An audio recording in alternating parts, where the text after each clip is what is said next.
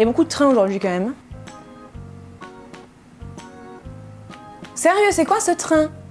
She's a lady. Oh, she's a lady.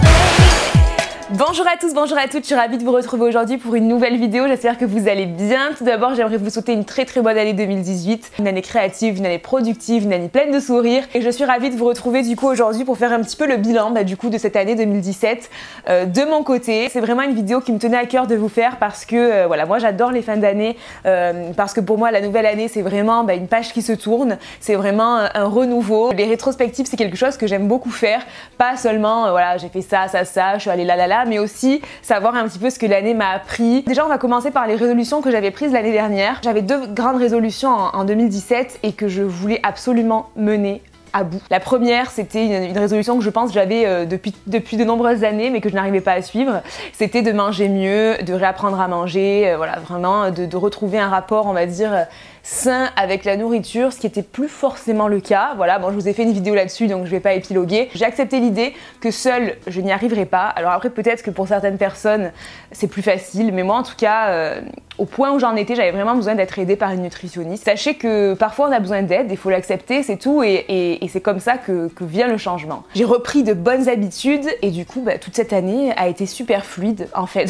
Voilà, et du coup ça a complètement changé ma vie clairement. C'est-à-dire que toute cette année, parce que je mangeais mieux, j'étais mieux dans ma tête, j'étais mieux dans ma vie, enfin voilà, bref, ça engendre beaucoup de choses. Je pense que la nourriture c'est la première base en fait de tout. Et la deuxième résolution qu'on avait du coup ensemble avec Rémi, c'était vraiment de trouver notre maison, puisqu'on avait comme projet d'acheter ensemble une maison et on l'a trouvée, donc on est content. Ça a été quand même beaucoup de mon côté, beaucoup de stress et en même temps un peu d'appréhension. C'est vrai que voilà, quand on s'engage dans un projet comme ça, on s'engage quand même. Ça a été une succession d'émotions, il y a eu à la fois un peu de peur, beaucoup d'excitation parce qu'on était quand même contents et après bon, vous allez voir qu'au fur et à mesure de l'année il y a eu d'autres choses, mais voilà, on était quand même contents de trouver notre maison. On l'a trouvée quand même en début d'année, puisqu'on a signé le compromis en mars et la signature définitive au mois de juin. On a commencé les travaux cet été en fait, et qui ne sont toujours pas terminés. L'objectif 2018 du coup c'est d'habiter dans notre maison, n'est-ce pas? Mais voilà, c'était quand même un gros projet et c'est quelque chose qu'on a quand même un peu concrétisé en 2017. Maintenant je vais vous parler un petit peu de l'évolution mois par mois, ce que j'ai vécu, ce qui était cool, etc. etc. Donc mois de janvier, écoutez, rien à signaler, du coup j'ai pris en main ma résolution de manger mieux et je suis du coup allée voir la nutritionniste dès début janvier. Voilà, c'était vraiment la résolution de début d'année quoi. Février du coup c'est le mois où on est parti en vacances à Dubaï. J'avais envie qu'on fasse un petit voyage avec Rémi. On savait pas trop où aller. Ouais, je sais pas trop pourquoi en fait. Je sais pas trop parce que c'était pas forcément la destination tous les deux où on rêvait d'aller dans notre vie, etc. Mais je sais pas. Peut-être que j'ai été inconsciemment influencée par toutes les influenceuses, etc. qui partent à Dubaï et que je voyais sur Instagram, peut-être. Et ça nous a beaucoup plu, je vous ai fait des vidéos là-dessus aussi. En plus, on a fêté toutes les choses qu'on a fêtées en février. Il y a beaucoup de choses à fêter en février. Il y a l'anniversaire de Rémi et moi, donc là, l'année dernière, ça faisait 6 ans. Il y avait l'anniversaire de Rémi qui est le 13 février.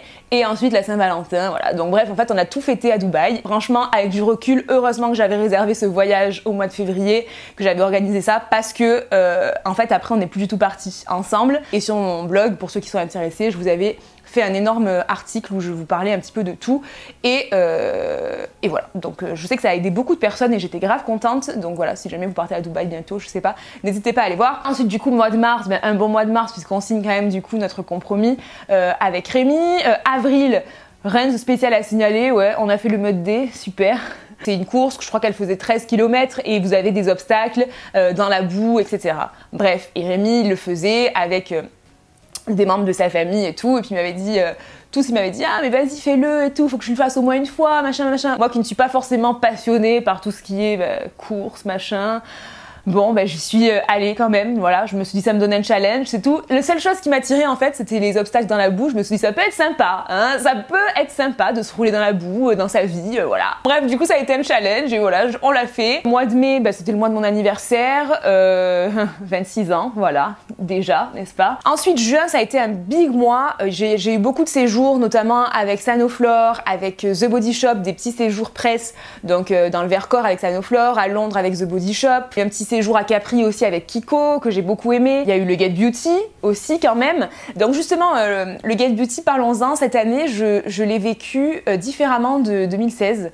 Je sais pas trop pourquoi en fait, mais je me suis moins sentie à ma place que l'année d'avant. Alors je pense, sincèrement je pense, que l'année d'avant, j'étais excitée, etc. C'était la première fois. Très contente d'avoir rencontré toutes les personnes que j'ai rencontrées, attention, hein, vraiment très très contente. Mais cette année, je me suis sentie moins à ma place, en tout cas au niveau du fonctionnement. Il y a donc les personnes qui font la queue pour venir nous voir, etc. Nous, on est sur un petit... ouais, je sais pas, un petit stand entre guillemets, et les personnes font la queue en face pour venir nous voir. Et c'est vrai qu'on n'a pas beaucoup de temps pour discuter. Pour toutes les personnes qui sont très connues, très populaires et tout ça, il n'y a pas d'autre choix que de faire comme ça. J'ai vécu d'autres petits meet-up, même cette année, là en fin d'année, au Galeries Lafayette, et bon voilà, où les personnes viennent et où on peut vraiment passer un vrai moment en fait, un vrai moment convivial. Là c'est vrai que ce fonctionnement, je fais la queue, tac, je viens, on prend une photo, machin, je m'en vais. C'est pas forcément ce qui me ressemble le plus. En plus de ça, j'ai du mal et j'ai mal au cœur de voir des personnes qui font la queue, même si moi, bien sûr, mes files d'attente, elles sont pas énormes, hein, voilà, qu'on se le dise. Mais quand même, ça me fait mal au cœur de me dire qu'il y a des personnes qui attendent juste pour venir me parler 2 minutes, tout ça. Ça me fait mal au cœur, c'est pas ce qui me correspond le plus. Du coup, cette année, je me suis pas trop sentie à ma place au Get Beauty. Je sais pas trop comment vous l'expliquer. J'aime la convivialité en fait. Après, c'est génial quand même parce que ça permet de rencontrer plein de personnes. Du coup, au mois de juin, comme je vous dis, il y a eu beaucoup de séjours. Alors, les séjours presse, c'est cool, c'est souvent très rapide, mais c'est quand même cool parce que ça permet de rencontrer des personnes qui font comme nous, qu'on n'a pas forcément l'occasion de rencontrer ailleurs. C'est vrai que les événements presse et les voyages presse, c'est là où on rencontre des personnes qui font un peu la même chose que nous, et c'est cool parce que ça permet de partager tout ça, et en plus, bon, ça permet aussi d'en découvrir plus sur les marques qui nous invitent et tout ça. Clairement, un mois de juin dans le jus, mais j'aime bien. Fin juin, je pars à Paris et là, avec Marjorie, il y a un site qui s'appelle Bye Bye Johnny où elle conte des histoires, etc. Enfin, vraiment un concept très original. Je vous invite vraiment à aller voir.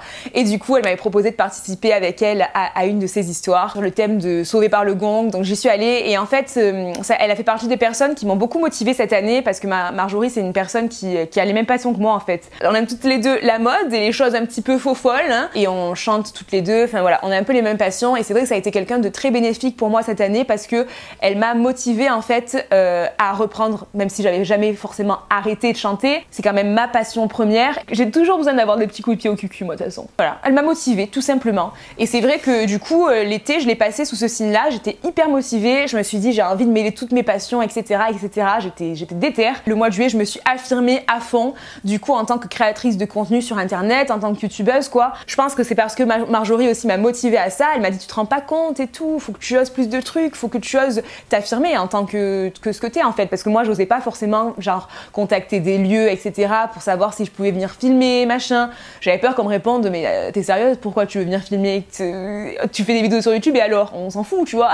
qu'on se dise mais pour qui elle se prend en fait, c'est bon. L'orgueil, ce qui écrase les autres pour y arriver, tout ça c'est tellement quelque chose qui est détestable et que je déteste, que j'ai jamais envie même que quelqu'un puisse se dire parce que j'ai fait quelque chose, elle est comme ça, vous voyez. Et du coup, ça m'empêche de m'affirmer parfois dans certaines choses et c'est pas bien non plus. Et en fait, je me suis dit, après tout, aujourd'hui, c'est quand même mon activité principale. Aujourd'hui, je gère quand même, du coup, mon entreprise par rapport à ça.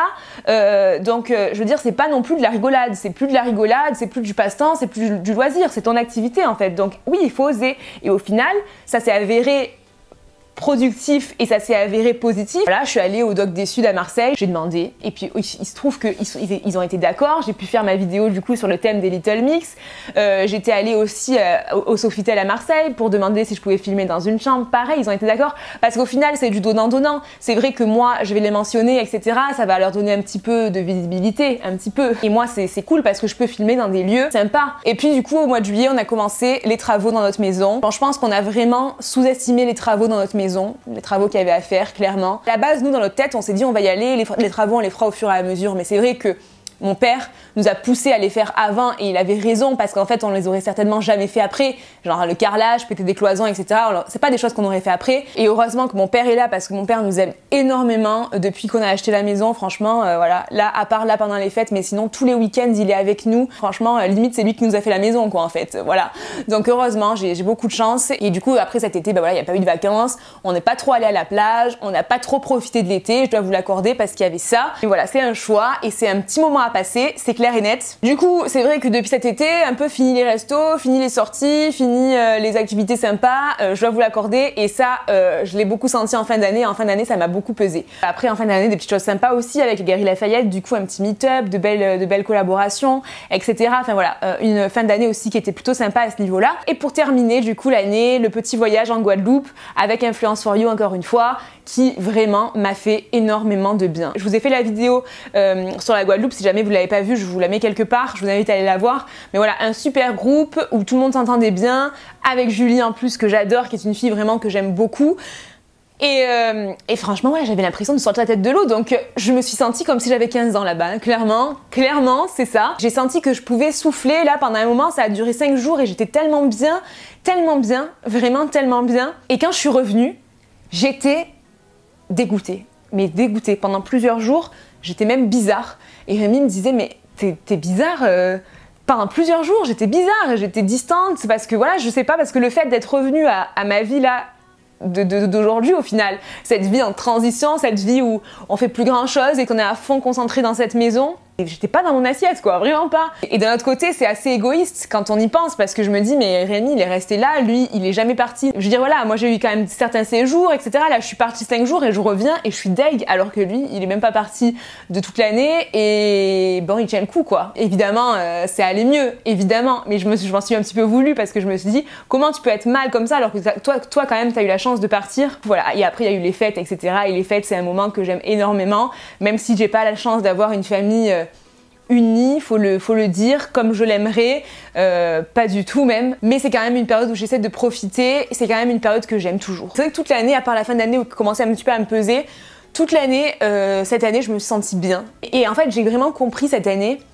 que le bonheur, au final, il pouvait être n'importe quand, n'importe où, et que c'était pas juste une question de oui, un jour je vais aller habiter aux États-Unis et là je serai heureuse, ou alors oui, un jour j'aurai ça et là je serai heureuse. Non, en fait, pas du tout. Le bonheur, je pense que c'est juste de trouver la paix en soi, d'aimer, d'être aimé, et je pense pas qu'il y ait besoin de telle ou telle chose ou d'être à tel ou tel endroit. Parce qu'avant, j'étais persuadée qu'un jour, voilà, on partirait aux États-Unis parce que c'était notre rêve de partir aux États-Unis, qu'on construirait une vie là-bas, machin. Aujourd'hui, je sais que je peux être heureuse partout et que c'est pas juste et que c'est pas une question en fait de où je suis et de ce que j'ai. C'est surtout une question de avec qui je suis. Et moi, comment je me sens à l'intérieur de moi. Et cette année, c'est vrai que le fait de mieux manger, encore une fois, ça m'a beaucoup aidé à retrouver, si vous voulez, la paix avec moi, à être bien dans ma tête. Et du coup, j'étais heureuse. Il y avait rien de ouf pourtant. Vous voyez, des fois, il y avait rien de ouf. Voilà. Mais j'étais heureuse. Ah bah oui, j'ai oublié aussi le changement de la coupe de cheveux, bien évidemment, qui a eu lieu en 2017. Bah justement, c'était au mois de juin, fin juin. Justement, c'était parce que j'étais bien dans ma tête, parce que j'étais bien dans ma vie. J'ai voulu changer, voilà. Il y avait plein de choses qui avaient changé, et même niveau professionnel, parce que même à ce niveau-là, même si vous n'avez pas forcément vu l'évolution, parce que voilà, vous voyez juste les vidéos, etc., mais j'ai changé de statut professionnel, du coup, ça m'a demandé aussi beaucoup de temps, beaucoup d'énergie, beaucoup de choses à faire, beaucoup de papiers, beaucoup de ci, beaucoup de là, mais bon, bref, voilà. Mais c'est une nouvelle aventure, et ça apprend toujours beaucoup de choses, voilà. Donc voilà, c'est une année qui a été sous le signe du changement. J'ai vécu de belles opportunités dans tous les domaines, dans le domaine professionnel surtout, mais après c'est vrai que nous quand on est du coup sur internet, moi quand je regarde si vous voulez mon évolution sur les réseaux du coup, sur YouTube etc, puisque c'est quand même ce que je fais, c'est quand même voilà, c'est vrai que bah, je suis forcément un petit peu déçue de constater que j'ai encore une fois stagné quoi. Il n'y a pas d'évolution, ça a pas été une année ascendante pour moi. Et ça fait un petit moment quand même que je trouve qu'il n'y a pas trop d'évolution. Et c'est que ça me chagrine un peu au fond parce que je me dis, voilà, j'ai l'impression de faire de meilleures vidéos, j'ai l'impression de mettre plus d'énergie, plus de cœur, tout le temps plus de tout en fait. Et ça ne fait pas forcément décoller ma chaîne, décoller mes réseaux. Et comme cette année j'étais bien, franchement, je l'ai pas plus mal vécu que ça, dans le sens où je relativise quoi. Je me dis mais il y a déjà quand même tant de personnes qui sont là, c'est déjà très cool. Il y a quand même plein de personnes qui te laissent des commentaires. Après c'est vrai que voilà, ça reste la partie un petit peu sombre de cette année, la partie un petit peu décevante. À chaque fois dans tout ce que je fais, il arrive un moment où la vie, c'est comme si elle me disait bon ok, mais là sache que tout n'est pas acquis. Et je sais que tout n'est pas acquis la vie, je l'ai bien compris, merci. Et au début de ma chaîne, les premières années, voilà, j'évoluais super bien. Je me dis peut-être que tu écoutes trop ton cœur et que tu fais trop les choses que toi tu veux et peut-être qu'il vaudrait mieux que tu fasses des choses que les autres aiment, que tu penses plus à la place de la majorité des personnes. Mais le problème c'est que d'un autre côté, si je fais des choses qui plaisent à la majorité des personnes, ce sera peut-être pas forcément des choses qui me ressemblent. Et si je suis là pour partager des choses qui me ressemblent pas, alors j'ai aucune raison d'être là. Vous voyez ce que je veux dire? Mais nous c'est comme ça qu'on se juge malheureusement. On se dit s'il y a beaucoup de personnes qui viennent, qui me rejoignent, ça veut dire que les personnes aiment ce que je fais, ça veut dire que j'intéresse de plus en plus de personnes. Et si au contraire ça baisse ou ça stagne, on se dit bon j'intéresse plus personne, ou alors enfin voilà, ce que je fais ça n'intéresse plus, c'est pas intéressant, peut-être que j'ai fait mon temps, peut-être que maintenant il faut que je me retire, peut-être que je sais pas, peut-être que... Enfin voilà, on se pose plein de questions, notamment moi qui me remets tout le temps en question comme je vous le dis. Donc c'est vrai que sur cet aspect-là, c'est une année qui n'a pas été forcément voilà, sur la pente ascendante, on va dire ça comme ça. Mais je l'ai pas hyper mal vécu parce que j'ai beaucoup relativisé et parce que voilà, je me dis toujours ce que tu as, profite déjà de ce que tu as aujourd'hui, arrête d'en vouloir toujours plus. Il faut savoir aussi profiter de ce qu'on a à l'instant T. Mais à l'inverse de ça, j'ai quand même vécu beaucoup de belles opportunités grâce à ça. Même si j'étais pas sur une pente ascendante, j'ai quand même vécu de belles opportunités, de belles collaborations avec des marques que j'adore, de belles expériences, de belles aventures. Et ça, c'est quand même la plus belle chose. Mais moi, je ne vois pas que sur ça. Moi, je veux vraiment être fière de moi, d'être fière de ce que je fais et être fière des résultats que j'ai au final. Mais bon, écoutez, on croit en 2018. Qui vivra, verra, quoi qu'il en soit, c'est comme ça. Donc voilà pour cette année 2017. J'espère que cette rétrospective n'a pas été trop longue. Alors c'est un peu une vidéo mégalo quand on y pense parce que voilà, je n'ai parlé que de moi dans cette vidéo et maintenant je vous laisse parler de vous en commentaire. Mais voilà, ça fait du bien de communiquer, ça fait du bien de mettre des mots sur tout ce qui s'est passé, sur tout ce qu'on a ressenti. Vraiment, ça fait du bien, je vous assure. Je ne serai pas seule durant tout le mois de janvier, donc du coup je vais essayer de faire vraiment des choses sympas. Je vais travailler avec Fanny, une stagiaire que je vais avoir pendant 4 semaines du coup avec moi et du coup c'est pour ça qu'on va commencer janvier vraiment sur les chapeaux de roue. Ça va me permettre peut-être d'essayer de développer encore plus ma chaîne YouTube, mon compte Instagram, enfin voilà, je vais essayer vraiment, en tout cas je vais me donner les moyens. Donc voilà, en tout cas je vous fais plein de gros bisous, je vous souhaite encore une très bonne année 2018. Je vous remercie d'être là encore cette année et puis je vous dis à très vite pour la prochaine. Ciao.